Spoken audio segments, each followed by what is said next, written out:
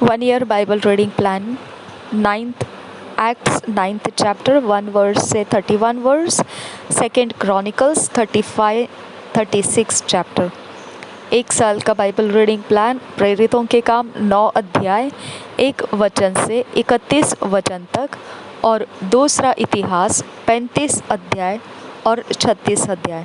हम इंग्लिश में पढ़ेंगे किंग्स जेम्स वर्जन में से, हिंदी में पढ़ेंगे DSI बाइबल में से. एक्ट्स 9 चैप्टर 1 वर्स से 31 वर्स तक हम पढ़ेंगे.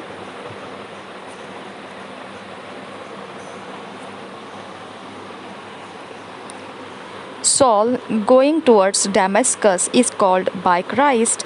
Ananias is sent to him, and he is baptized and preached Christ. Miracles wrought by Peter. And Saul, yet breathing out threatenings and laughter against the disciples of the Lord, went unto the high priest and desired of him letters to Damascus to the synagogues, that if he found any of this way, whether they were men or women, he might bring them bound unto Jerusalem.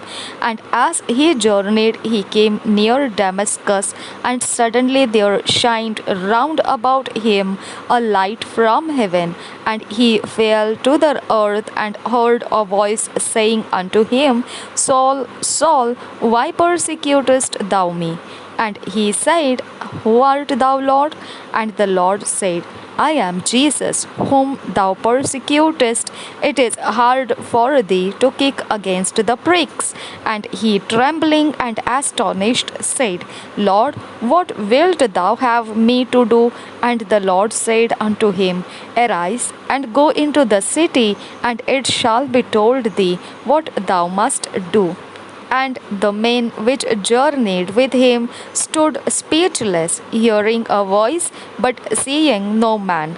And Saul arose from the earth, and when his eyes were opened, he saw no man, but they led him by the hand and brought him into Damascus. And he was 3 days without sight, and neither did eat nor drink.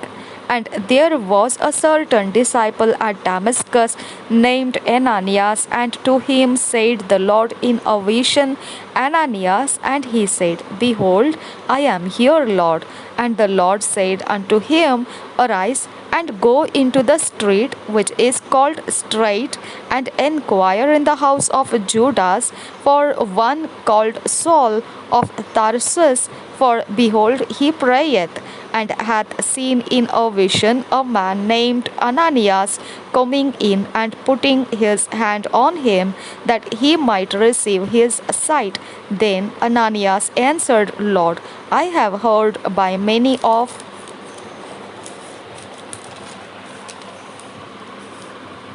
this man, how much evil he hath done to thy saints of Jerusalem. And here he hath authority from the chief priests to bind all that call on thy name. But the Lord said unto him, Go thy way, for he is a chosen vessel unto me to bear my name before the Gentiles and kings and the children of Israel. For I will shew him how great things he must suffer for my name's sake. And Ananias went his way and entered into the house, and putting his hands on him, said, Brother Saul, the Lord, even Jesus that appeared unto thee in the way as thou camest hath sent me, that thou mightest receive thy sight and be filled with the Holy Ghost. And immediately there fell from his eyes as it had been scales, and he received sight forthwith, and arose and was baptized. And when he had received meat, he was strengthened. Then was Saul certain days with the disciples which were at Damascus, and straightway he preached Christ in the synagogues that he is the Son of God. But all that heard him were amazed and said, Is not this he that destroyed them which called on this name in Jerusalem, and came hither for that intent, that he might bring them bound unto the chief priests? But Saul increased the more in strength and confounded the Jews which dwelt at Damascus, proving that this is very Christ. After that many days were fulfilled, the Jews took counsel to kill him, but their laying await was known of Saul, and they watched the gates day and night to kill him. Then the disciples took him by night and let him down by the wall in a basket. And when Saul was come to Jerusalem, he essayed to him to join himself to the disciples, but they were all afraid of him and believed not that he was a disciple. But Barnabas took him and brought him to the apostles, and declared unto them how he had seen the Lord in the way, and that he had spoken to him, and how he had preached boldly and at Damascus in the name of Jesus. And he was with them, coming in and going out at Jerusalem. And he spake boldly in the name of the Lord Jesus, and disputed against the Grecians. But they went about to slay him, which when the brethren knew, they brought him down to Caesarea, and sent him forth to Tarsus. Then had the churches set throughout all Judea and Galilee and Samaria, and were edified, and walking in the fear of the Lord, and in the comfort of the Holy Ghost were multiplied. प्रेरितों के काम 9 अध्याय हम 1 वचन से 31 वचन तक पढ़ेंगे। शाऊल का हृदय परिवर्तन। पहले वचन से, शाऊल जो अब तक प्रभु के चेलों को धमकाने और घात करने की धुन में था, महायाजक के पास गया और उससे दमिश्क के आराधनालयों के नाम पर इस अभिप्राय की चिट्ठियां मांगी कि क्या पुरुष क्या स्त्री जिन्हें वह इस पंथ पर पाए उन्हें बांधकर यरूशलेम ले आए।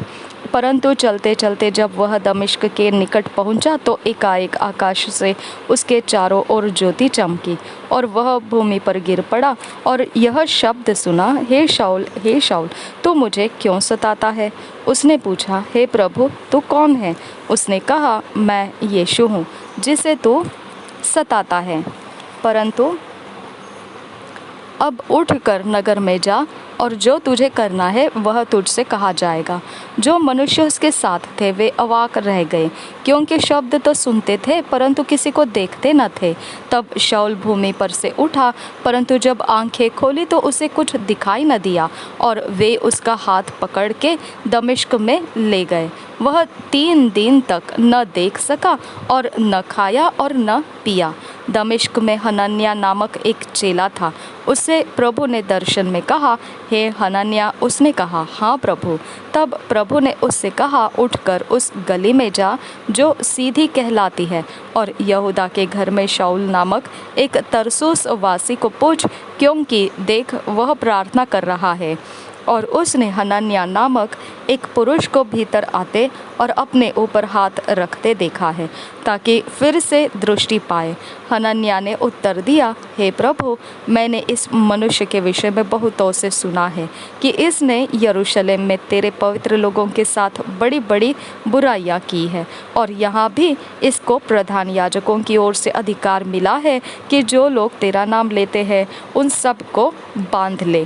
परंतु प्रभु ने उससे कहा, तू चला जा, क्योंकि वह तो अन्य जातियों और राजाओं और इस्राएलियों के सामने मेरा नाम प्रकट करने के लिए मेरा चुना हुआ पात्र है।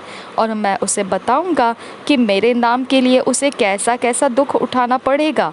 तब हनन्याह उठकर उस घर में गया और उस पर अपना हाथ रख कर कहा, हे भाई शाऊल, प्रभु अर्थात यीशु जो उस रास्ते में जिससे तू आया तुझे दिखाई दिया था, उसी ने मुझे भेजा है कि तू फिर दृष्टि पाए और पवित्र आत्मा से परिपूर्ण हो जाए। और तुरंत उसकी आंखों से छिलके से गिरे और वह देखने लगा और उठकर बपतिस्मा लिया। फिर भोजन करके बल पाया। दमिश्क में शाऊल द्वारा प्रचार।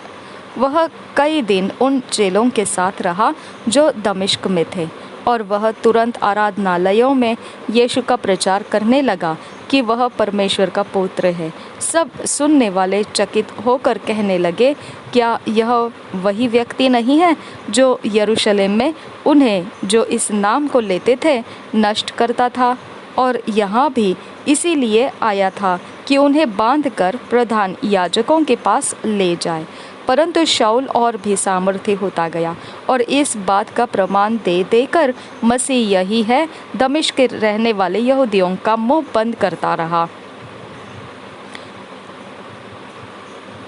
जब बहुत दिन बीत गए तो यहूदियों ने मिलकर उसे मार डालने का षड्यंत्र रचा, परंतु उनका षड्यंत्र शाऊल को मालूम हो गया।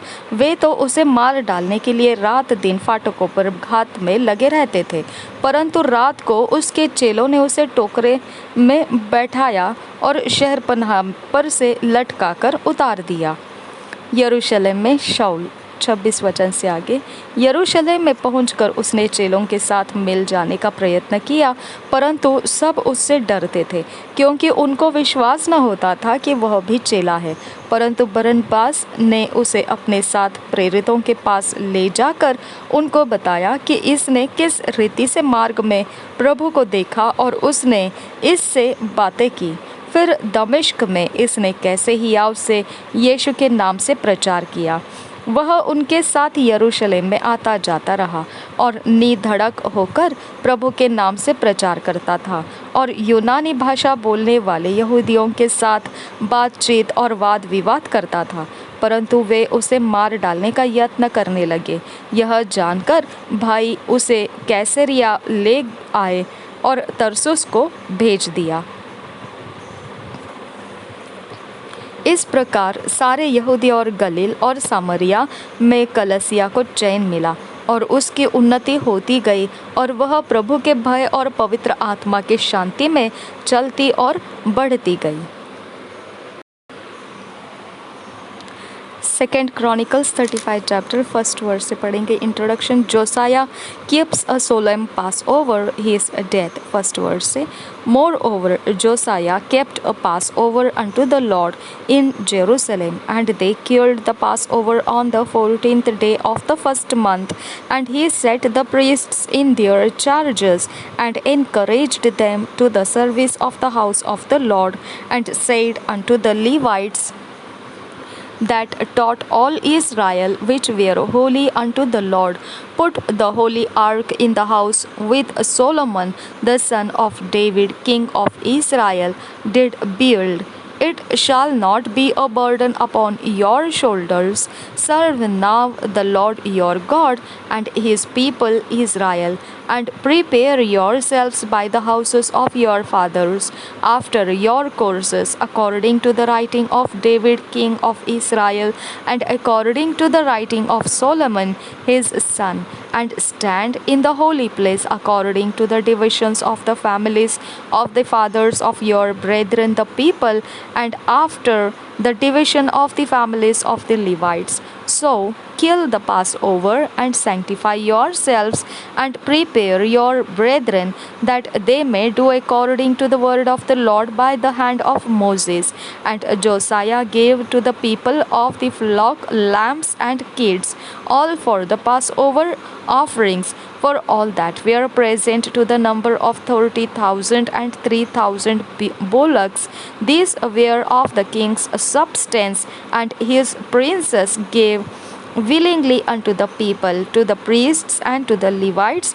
Hilkiah and Zechariah and Jehiel, rulers of the house of God, gave unto the priests for the Passover offerings 2,600 small cattle and 300 oxen, Konaniah also, and Shemaiah and Nathaniel his brethren, and Hashabiah and Jael and Jojabad, chief of the Levites, gave unto the Levites for Passover offerings 5,000 small cattle and 500 oxen.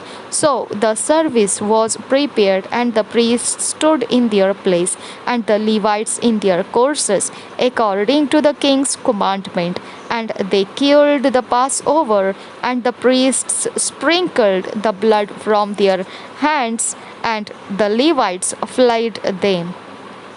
And they removed the burnt offerings, and that they might give according to the divisions of the families of the people to offer unto the Lord, as it is written in the book of Moses. And so did they with the oxen. And they roasted the Passover with fire according to the ordinance, but the other holy offerings sowed they in pots and in cauldrons and in pans, and divided them speedily among all the people. And afterward they made ready for themselves and for the priests, because the priests, the sons of Aaron, were busied in offering of burnt offerings and the fat until night. Therefore the Levites prepared for themselves and for the priests, the son of Aaron, and the singers, the sons of Asaph, were in their place according to the commandment of David and Asaph, and Henan and Jeduthun the king's seer, and the porters waited at every gate.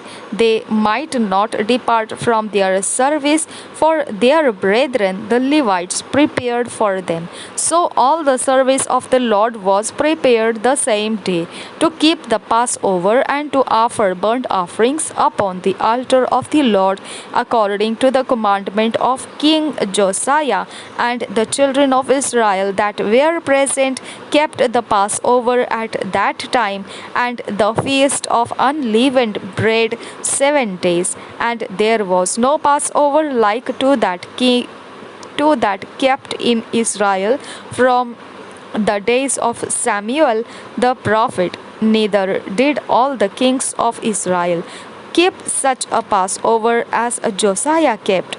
And the priests and the Levites and all Judah and Israel that were present, and the inhabitants of Jerusalem. In the 18th year of the reign of Josiah was this Passover kept.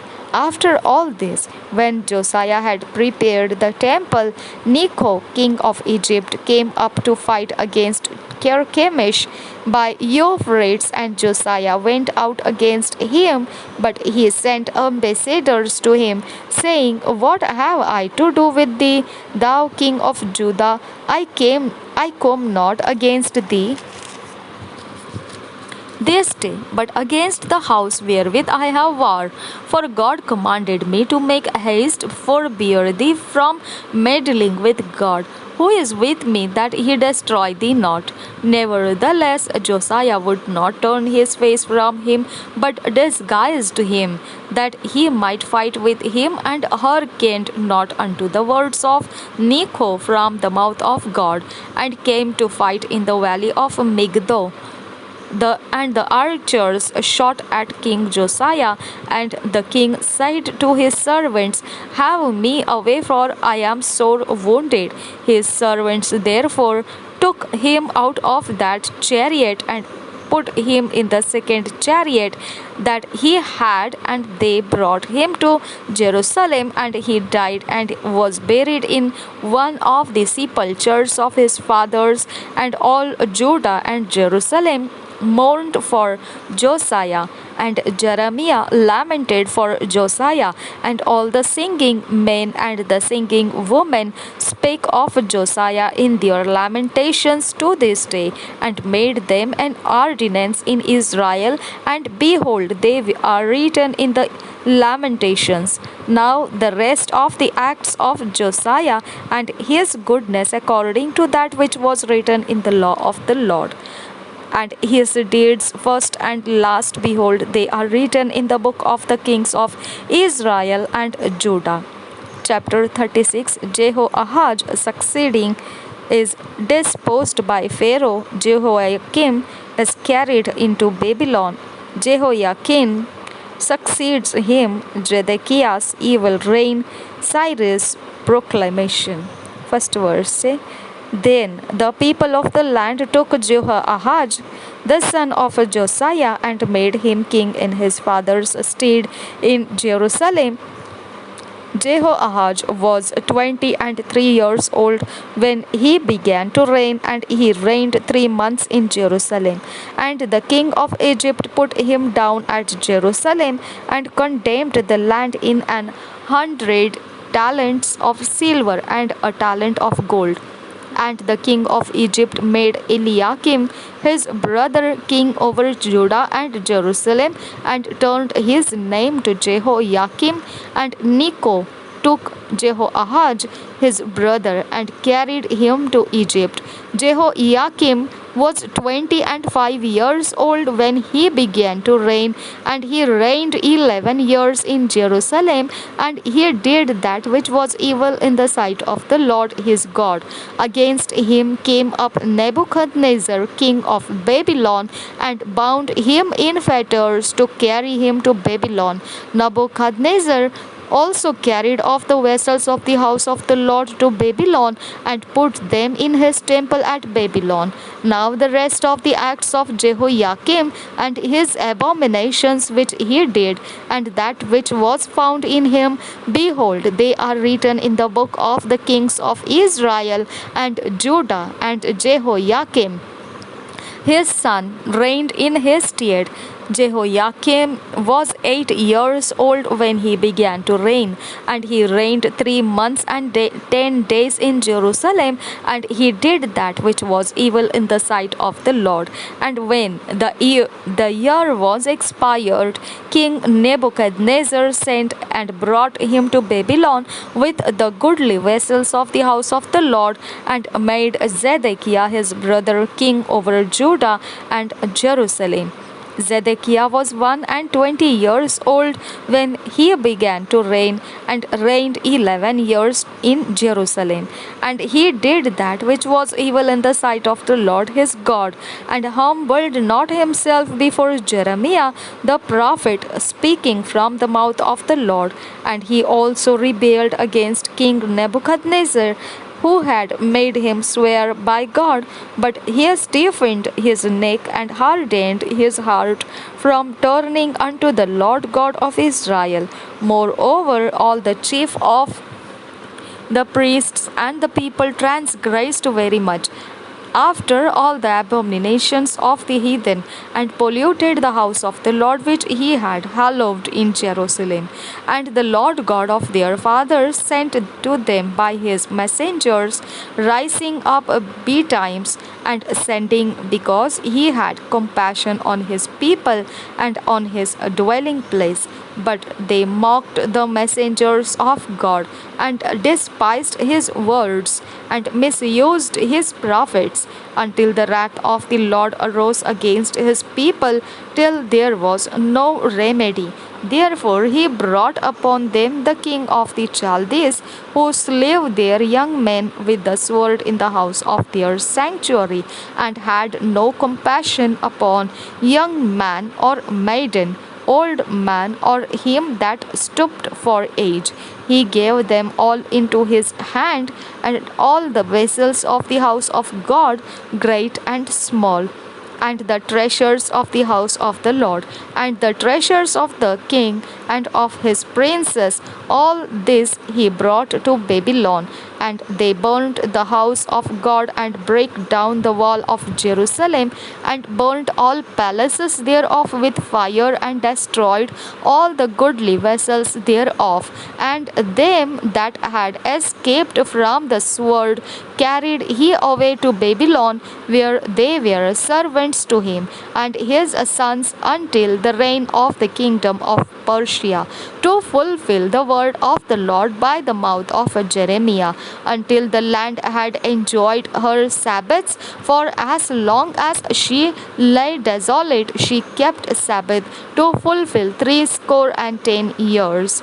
Now, in the first year of Cyrus, king of Persia, that the word of the Lord spoken by the mouth of Jeremiah might be accomplished, the Lord stirred up the spirit of Cyrus, king of Persia, that he made a proclamation throughout all his kingdom, and put it also in writing, saying, Thus saith Cyrus, king of Persia, all the kingdoms of the earth hath the Lord God of heaven given me, and he hath charged me to build him an house of in Jerusalem, which is in Judah. Who is there among you of all his people? The Lord his God be with him, and let him go up. दूसरा इतिहास 35 अध्याय 36 अध्याय। हम 35 अध्याय से शुरू करेंगे BSI Bible में से हिंदी में। फसह का पर्व मनाया जाना। पहले वचन से, योशिय्याह ने यरूशलेम में यहोवा के लिए फसह पर्व माना और पहले महीने के 14वें दिन को फसह का पशु बलि किया गया। उसने याजकों को अपने अपने काम में ठहराया और यहोवा के भवन में की सेवा करने को उनका हियाव बंधाया। फिर लेविय जो सब इस्राएलियों को सिखाते और यहोवा के लिए पवित्र ठहरे थे, उनसे उसने कहा, तुम पवित्र संदूक को उस भवन में रखो जो दाऊद के पुत्र इस्राएल के राजा सुलैमान ने बनवाया था। अब तुमको कंधों पर बोझ उठाना न होगा। अब अपने परमेश्वर यहोवा की और उसकी प्रजा इस्राएल की सेवा करो। इस्राएल के राजा दाऊद और उसके पुत्र सुलैमान दोनों की लिखी हुई विधियों के अनुसार अपने अपने पितरों के अनुसार अपने अपने दल में तैयार रहो। तुम्हारे भाई लोगों के पितरों के घरानों के भागों के अनुसार पवित्र स्थान में खड़े रहो, अर्थात उनके एक भाग के लिए लेवियों की एक एक पितर के घराने का एक भाग हो। फसह के पशुओं की बलि करो और अपने अपने को पवित्र करके अपने भाइयों के लिए तैयारी करो कि वे यहोवा के उस वचन के अनुसार कर सके जो उसने मूसा के द्वारा कहा था। फिर योशिय्याह ने सब लोगों को जो वहाँ उपस्थित थे 30,000 भेड़ों और बकरियों के बच्चे और 3,000 बैल दिए थे। वे सब फसह के बलिदानों के लिए राजा के संपत्ति में से दिए गए थे। उसके हाकिमों ने प्रजा के लोगों, याजकों और लेवियों को स्वेच्छा बलियों के लिए पशु दिए। और हिल्किय्याह, जकर्याह और यहीएल नामक परमेश्वर के भवन के प्रधानों में याजकों को 2,600 भेड़ बकरियां और 300 बैल फसह के बलिदानों के लिए दिए। कोनन्याह ने और शमाया और नतनेल जो उसके भाई थे और हसव्या, येयेल और योजाबाद नामक लेवियों के प्रधानों ने लेवियों को 5,000 भेड़ बकरियां और 500 बैल फसह के बलिदानों के लिए दिए। इस प्रकार उपासना की तैयारी हो गई और राजा की आज्ञा के अनुसार याजक अपने अपने स्थान पर और लेवीय अपने अपने दल में खड़े हुए। तब फसह के पशु बलि किए गए और याजक बलि करने वालों के हाथ से लहू को लेकर छिड़क देते और लेवीय उनके खाल उतारते गए। तब उन्होंने होम बलि के पशु इसलिए अलग किए कि उन्हें लोगों के पितरों के घरानों के भागों के अनुसार दे, कि वे उन्हें यहोवा के लिए चढ़वा दे, जैसा कि मूसा की पुस्तक में लिखा है। और बैलों को भी उन्होंने वैसा ही किया। तब उन्होंने फसह के पशुओं का मांस विधि के अनुसार आग में भूंजा और पवित्र वस्तुएं हांडियों और हंडों और थालियों में सीझाकर फुर्ती से लोगों को पहुंचा दिया। तब उन्होंने अपने लिए और याजकों के लिए तैयारी की, क्योंकि हारून के संतान के याजक होम बलि के पशु और चर्बी रात तक चढ़ाते रहे। इस कारण लेवियों ने अपने लिए और हारून की संतान के याजकों के लिए तैयारी की। आसाप के वंश के गवैये दाऊद, आसाप, हेमान और राजा के दर्शी यदूतून की आज्ञा के अनुसार अपने अपने स्थान पर रहे और द्वारपाल पर द्वारपाल एक एक फाटक पर रहे, उन्हें अपना अपना काम छोड़ना न पड़ा, क्योंकि उनके भाई लेवियों ने उनके लिए तैयारी की। उसी दिन राजा योशिय्याह की आज्ञा के अनुसार फसह मनाने और यहोवा की वेदी पर होम बलि चढ़ाने के लिए यहोवा की सारी उपासना की तैयारी की गई। जो इसराइली वहाँ उपस्थित थे, उन्होंने फसह को उसी समय और अख़मीरी रोटी के पर्व को 7 दिन तक माना। इस फसह के बराबर शमूएल नबी के दिनों से इसराइल में कोई फसह मनाया न गया था, और न इसराइल के किसी राजा ने ऐसा मनाया जैसा योशिय्याह और याजकों, लेवियों और जितने यहूदी और इसराइली उपस्थित थे उन्होंने और यरूशलेम के निवासियों ने बनाया। यह फसह यरूशलेम के निवासियों ने मनाया। यह फसह योशिय्याह के राजा के 18वें वर्ष में मनाया गया। योशिय्याह के राज्य का अंत और उसकी मृत्यु। 20 वचन से आगे। इसके बाद जब योशिय्याह भवन को तैयार कर चुका, तब मिस्र के राजा नको ने परात के पास के करकमीश नगर से लड़ने को चढ़ाई की, और योशिय्याह उसका सामना करने को गया। परंतु उसने उसके पास दूतों से कहला भेजा, हे यहूदा के राजा, मेरा तुझसे क्या काम? आज मैं तुझ पर नहीं, उसी कुल पर चढ़ाई कर रहा हूँ जिसके साथ मैं युद्ध करता हूँ। फिर परमेश्वर ने मुझसे फुर्ती करने को कहा है, इसलिए परमेश्वर जो मेरे संग है उससे अलग रहे, कहीं ऐसा न हो कि वह तुझे नष्ट करे। परंतु योशिय्याह ने उससे मुंह न मोड़ा, वरन उससे लड़ने के लिए भेष बदला, और नको ने उन वचनों को न माना जो उसने परमेश्वर की ओर से कहे थे, और मगिद्दो की तराई में उससे युद्ध करने को गया। तब धनुर्धारियों ने राजा योशिय्याह की ओर तीर छोड़े, और राजा ने अपने सेवकों से कहा, मैं बहुत घायल हो गया हूँ, इसलिए मुझे यहाँ से ले चलो। तब उसके सेवकों ने उसको रथ पर से उतारकर उसके दूसरे रथ पर चढ़ाया और यरूशलेम ले गए। वहाँ वह मर गया, और उसके पुरखाओं के कब्रिस्तान में उसको मिट्टी दी गई। यहूदिया और यरूशलेमियों ने योशिय्याह के लिए विलाप किया। यिर्मयाह ने योशिय्याह के लिए विलाप का गीत बनाया, और सब गाने वाले और गाने वालियाँ अपने विलाप के गीतों में योशिय्याह की चर्चा आज तक करती है। इनका गाना इसराइल में एक विधि के तुल्य ठहराया गया, और ये बातें विलाप गीतों में लिखी हुई है। योशिय्याह के ये और काम और भक्ति के जो काम उसने उसी के अनुसार किए जो यहोवा की व्यवस्था में लिखा हुआ है, आदि से अंत तक उसके सब काम इसराइल और यहूदा के राजाओं के इतिहास की पुस्तक में लिखे हुए हैं। यहूदा में यहोआहाज का राज्य। 36 अध्याय पहले वचन से। तब देश के लोगों ने योशिय्याह के पुत्र यहोआहाज को लेकर उसके पिता के स्थान पर यरूशलेम में राजा बनाया। जब यहोआहाज राज्य करने लगा, तब वह 23 वर्ष का था और 3 महीने तक यरूशलेम में राज्य करता रहा। तब मिस्र के राजा ने उसको यरूशलेम में राजगद्दी से उतार दिया और देश पर 100 किक्कार चांदी और किक्कार भर सोना जुर्माने में दंड लगाया। तब मिस्र के राजा ने उसके भाई एलयाकीम को यहूदा और यरूशलेम का राजा बनाया और उसका नाम बदलकर यहोयाकीम रखा। परंतु नको उसके भाई यहोआहाज को मिस्र में ले गया। यहूदा में यहोयाकीम का राज्य। जब यहोयाकीम राज्य करने लगा, तब वह 25 वर्ष का था और 11 वर्ष तक यरूशलेम में राज्य करता रहा। उसने वह काम किया जो उसके परमेश्वर यहोवा के दृष्टि में बुरा है। उस पर बेबीलोन के राजा नबूकदनेस्सर ने चढ़ाई की और बेबीलोन ले जाने के लिए उसको पीतल की बेड़ियां पहना दी। फिर नबूकदनेस्सर ने यहोवा के भवन के कुछ पात्र बेबीलोन ले जाकर अपने मंदिर में जो बेबीलोन में था रख दिए। यहोयाकीम के और काम और उसने जो जो घिनौने काम किए और उसमें जो जो बुराइयां पाई गई, वह इसराइल और यहूदा के राजाओं के इतिहास की पुस्तक में लिखी है। और उसका पुत्र यहोयाकीम उसके स्थान पर राज्य करने लगा। यहूदा में यहोयाकीम का राज्य।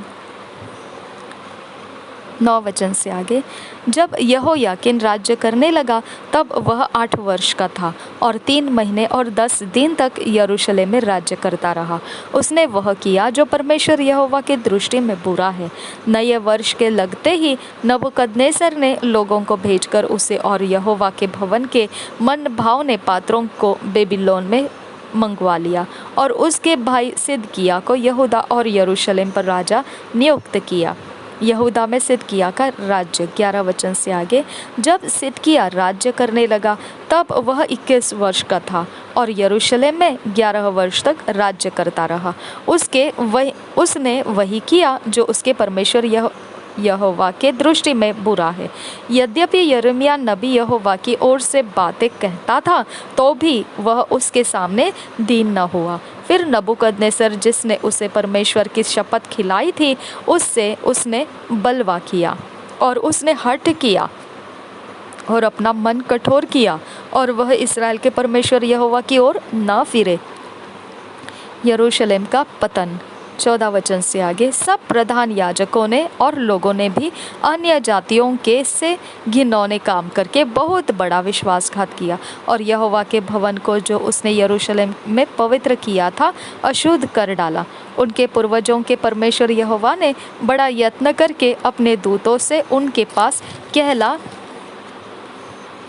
भेजा, क्योंकि वह अपनी प्रजा और अपने धाम पर तरस खाता था, परंतु वे परमेश्वर के दूतों को ठट्ठों में उड़ाते, उसके वचनों को तुच्छ जानते और उसके नबियों की हंसी करते थे। अतः यहोवा अपनी प्रजा पर ऐसा झुंझला उठा कि बचने का कोई उपाय न रहा।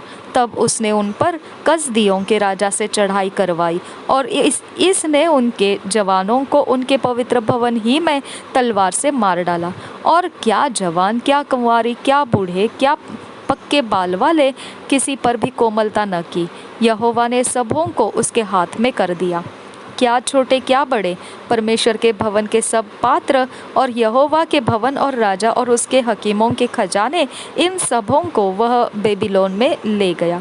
कसदियों ने परमेश्वर का भवन फूंक दिया और यरूशलेम के शहरपनाह को तोड़ डाला और आग लगाकर उसके सब भवनों को जलाया और उसमें का सारा बहुमूल्य सामान नष्ट कर दिया। जो तलवार से बच गए उन्हें वह बेबीलोन को ले गया और फारस के राज्य के प्रबल होने तक वे उसके और उसके बेटों पोतों के अधीन रहे। यह सब इसलिए हुआ कि यहोवा का जो वचन यिर्मयाह के मुँह से निकला था वह पूरा हो, कि देश अपने विश्राम कालों में सुख भोगता रहे। इसलिए जब तक वह सूना पड़ा रहा तब तक, अर्थात 70 वर्ष के पूरे होने तक उसको विश्राम मिला। राजा कुस्रू के शासन काल में यहूदियों की वापसी। 22 वचन से आगे, फारस के राजा कुस्रू के पहले वर्ष में यहोवा ने उसके मन को उभारा कि जो वचन यिर्मयाह के मुँह से निकला था वह पूरा हो। इसलिए उसने अपने समस्त राज्य में यह प्रचार करवाया और इस आशय की चिट्ठियाँ लिखवाई। फारस का राजा कुस्रू कहता है, स्वर्ग के परमेश्वर यहोवा ने पृथ्वी भर का राज्य मुझे दिया है और उसी ने मुझे आज्ञा दी है कि यरूशलेम जो यहूदा में है उसमें मेरा एक भवन बनवा। इसलिए हे उसकी प्रजा के सब लोगों, तुम में से जो कोई चाहे उसका परमेश्वर यहोवा उसके साथ रहे, वह वहाँ रवाना हो जाए।